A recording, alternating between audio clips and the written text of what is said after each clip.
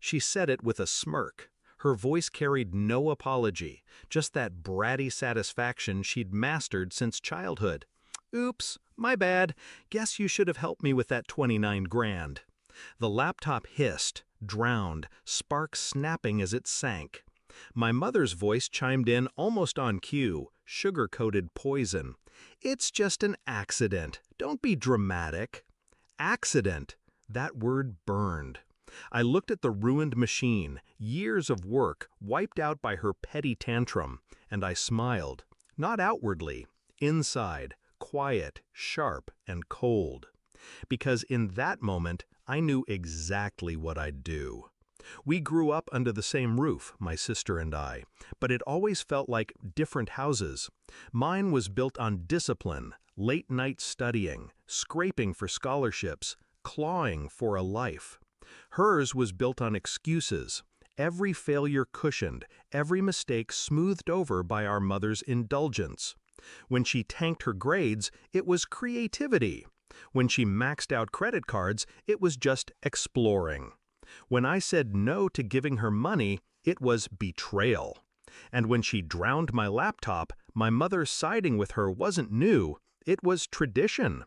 Still, I didn't yell, I didn't threaten, I let the silence settle. I let them think they'd won.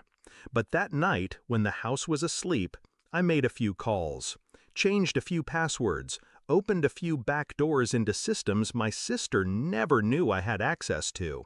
Because here's the thing, while she partied and posted, I built. My laptop wasn't just a machine, it was a vault.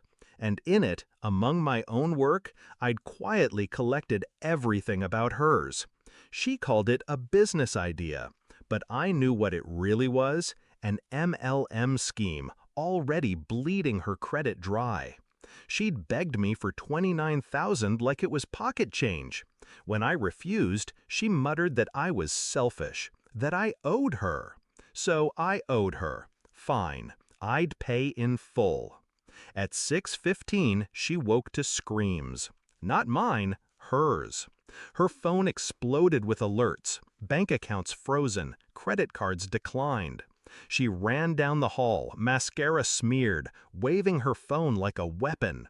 "What did you do?" I sat at the table, coffee steaming, calm.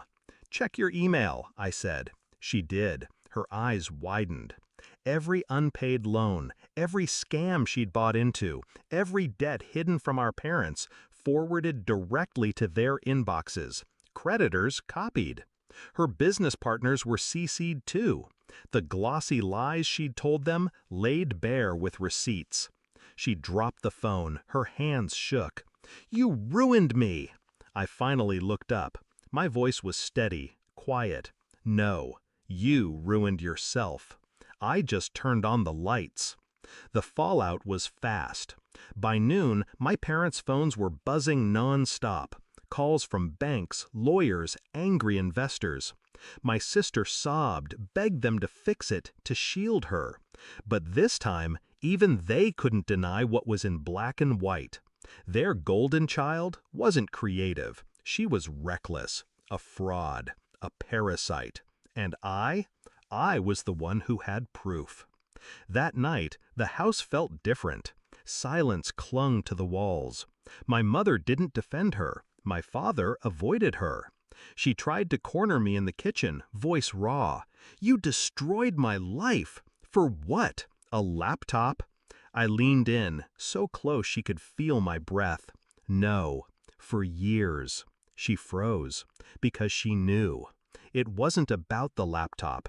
It was every sneer, every demand, every time she leaned on me like I existed to carry her weight. The laptop was just the last straw. The next week, creditors came knocking. She lost her car, her business, her friends. The family name she used to brag with became a liability. And me? I kept moving forward. New laptop, new locks, new distance. My parents tried, weakly, to guilt me. "She's your sister." I just smiled. Exactly. Funny thing is, revenge wasn't loud. It wasn't a scene. It was quiet, methodical, precise. like chess. She made her careless moves, and I waited, patient.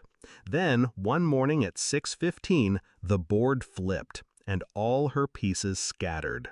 Now when she passes me in the hall, her eyes drop. She doesn't smirk, she doesn't speak, she knows better. And me? I sip my coffee, open my new laptop, and keep working. Because revenge isn't rage, it's clarity, it's silence. It's watching the ones who called your loss an accident choke on the consequences they never thought would touch them. I didn't destroy her, I simply stopped saving her. And that was enough.